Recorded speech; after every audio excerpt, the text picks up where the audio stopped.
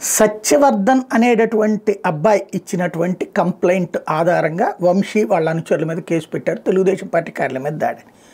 But ఆ సత్యవర్ధన్ని kidnap అనేది ఒక డ్రామా, అక్కడ కిడ్నాప్ కాదు, ఓ రకంగా సంప్రదింపులు జరిగినాయి.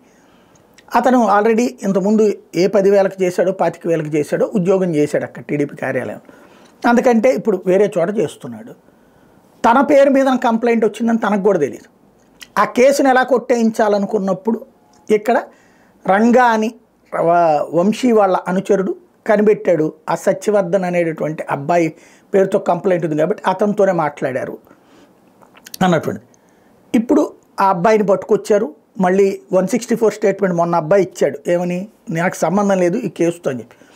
ఆ స్టేట్మెంట్ ఆధారంగా క్వాష్కి రెడీ అయ్యాడు వంశీ. ఈలోపు వీళ్ళు అలర్ట్ అయ్యి వంశీని లోపలేసేసి ఆ అబ్బాయినే కిడ్నాప్ చేశాను కథ నడిపారు. ఇవాళ ఈనాడు రాసుకొచ్చింది 40 లక్షల రూపాయల దాకా ఇవ్వడానికి ఒప్పందం కుదిరింది. ముందు ఒక 20,000 అడ్వాన్స్ ఇచ్చారు. అంటే ముందు ఈ స్టేట్మెంట్ ఇప్పించారు. ఈ స్టేట్మెంట్ తర్వాత దీన్ని బేస్ చేసుకుని కోర్టులో క్వాష్ అవ్వగానే మిగతా డబ్బులు పే చేసేటట్టు అన్నట్టు ఒప్పందం కుదిరింది అన్నట్టు. అంటే అప్పుడు కిడ్నాప్ ఎట్లా అవుతుంది? అక్కడే కథ మారింది. ఇది ఒక ఎత్తు అయితే, ఇందులో కీలకమైనటువంటి పాత్ర పోషించినటువంటి రంగా అనే వ్యక్తికి సంబంధించిన కథ ఇప్పుడు బయటికి తీశారు. సంకల్ప సిద్ధి అని ఒక వ్యాపారం నడిపాడట ఇతను.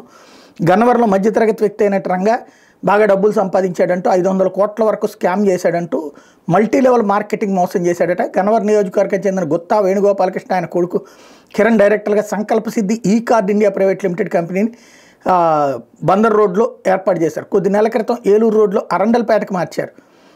దీన్ని ప్రధాన కార్యాలయంగా మహాత్మా గాంధీ రోడ్డు అంటే బందర్ రోడ్డు అనమాట ఉన్న ఆఫీసుని బ్రాంచ్ కార్యాలయంగా ఉపయోగిస్తున్నారు. సంస్థలోని సభ్యులను ఆకర్షించడానికి నిర్వాహకులు వివిధ ప్లాన్లను వదిలారు. ఒకసారి 10,000 పెట్టుబడి పెడితే 300 రోజుల్లో 11 నెలల్లో 30,000 పొందొచ్చని ప్రకటించారు. ఒక వ్యక్తి ఒకసారి 10,000 డిపాజిట్ చేస్తే రోజుకు 100 రూపాయలు చెప్పున 300 రోజుల పాటు చెల్లిస్తారు. అదనంగా 20,000 లాభం ఇస్తామని సంకల్ప సిద్ధి ప్రచారం చేసి 10,000 డిపాజిట్ చేసిన వెంటనే ఓ డిజిట్ వ్యాలెట్కి సభ్యుడి బ్యాంక్ ఖాతాను లింక్ చేశారు. ఈ వ్యాలెట్ను సభ్యుల ఫోన్లలో డౌన్లోడ్ చేయించారు.